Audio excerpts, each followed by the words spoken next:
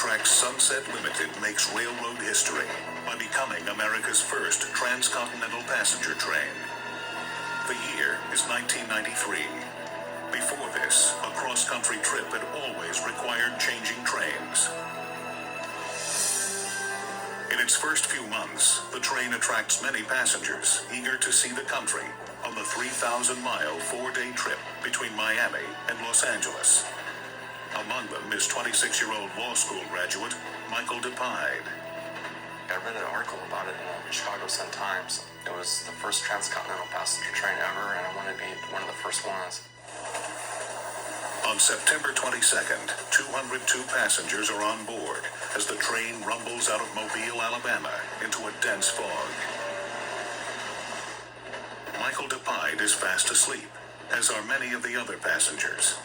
But at the big Bayou Canot trestle bridge, peaceful dreams are suddenly shattered. Without warning, half the bridge collapses. The passengers are violently hurled from their berths as the cars rocket off the rails. I was thrown up against the seats in front of me, and I went to the floor, and I just waited for the train to stop shaking. It just felt like an earthquake. The train's 3 engines and first 4 cars fly off the track, hitting the water so forcefully that the lead engine is buried 45 feet deep in mud. Fuel tanks rupture on impact, spewing diesel fuel into the water and igniting a fire which quickly engulfs the baggage and crew sleeping cars. 2 double-decker passenger cars also fly off the bridge. 1 car sinks completely underwater.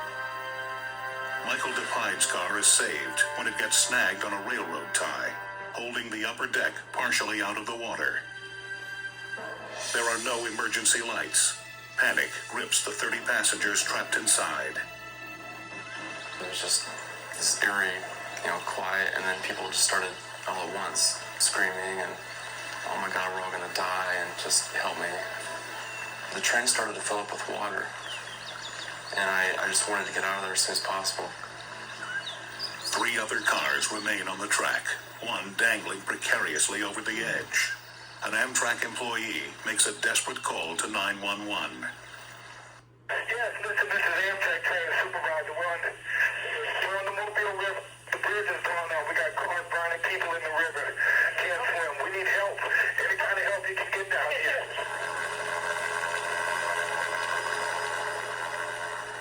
But the passengers in Michael DePide's car can't wait for outside help.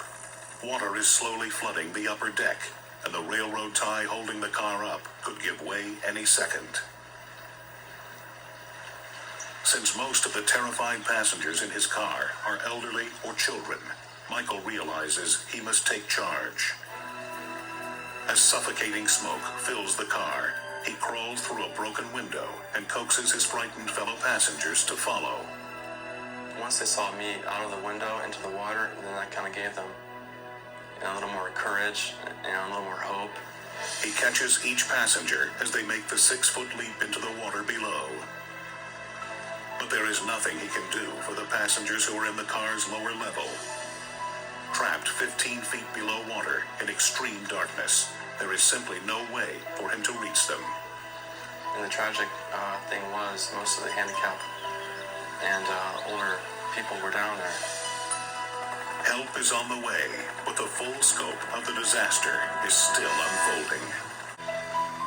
30 minutes after the crash, 2 tugboats arrive at the scene of the Sunset Limited train derailment at a remote Alabama bayou. One of the tugs, the Movilla, picks up Michael DePide and other passengers he's just rescued and ferries them to shore. An hour later, fireboats and Coast Guard helicopters reach the site. An airlift of the injured to local hospitals begins.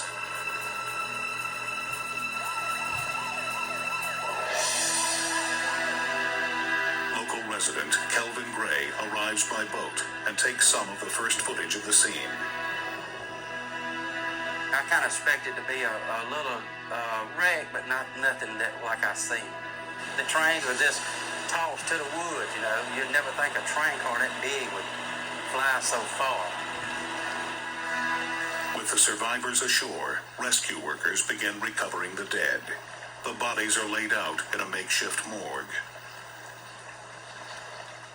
2 of the crew have burned to death, trapped in the crew sleeping car. 3 other crew members and 42 passengers have drowned. Divers discovered 27 bodies in one submerged passenger coach alone. The way they explained to me, there was people in there, just like you was laying in the bed and never knowed what happened. As more than 150 people are treated in nearby hospitals, one question is in everyone's mind. How did this happen? It takes a 1-year investigation by the National Transportation Safety Board to uncover the strange chain of events that culminated in death and disaster. It started at 11 p.m. on the night of the accident with the tugboat Movilla on the Mobile River heading north. She is pushing 6 heavy barges loaded with coal and cement.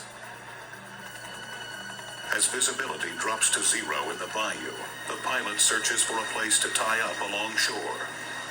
But he misreads his location and mistakenly turns off the Mobile River into Big Bayou Canot, a shallow waterway off limits to commercial vehicles because of its low railway bridge.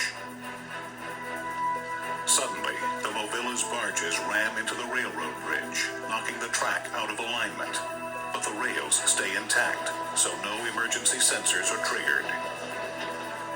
The tugboat pilot has no idea he's hit the bridge. He thinks he's run aground in the Mobile River and sends no warning. 8 minutes later, the Sunset Limited barrels across the trestle. The twisted tracks derail the train, which plunges into the bayou, knocking out a section of the bridge as it does.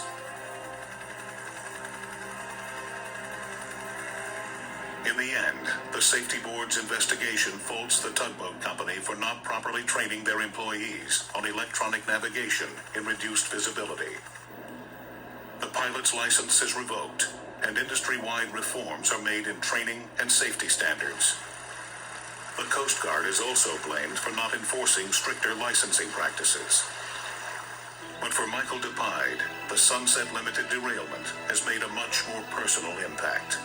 It makes me appreciate life more, and I live my life to the fullest every day.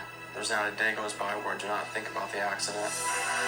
The Sunset Limited tragedy is the worst railroad accident in U.S. history. Still, 163 fortunate people made it out of the terrifying experience alive. Many of those due to the bravery of passengers like Michael DePide, who risked their own lives to save others.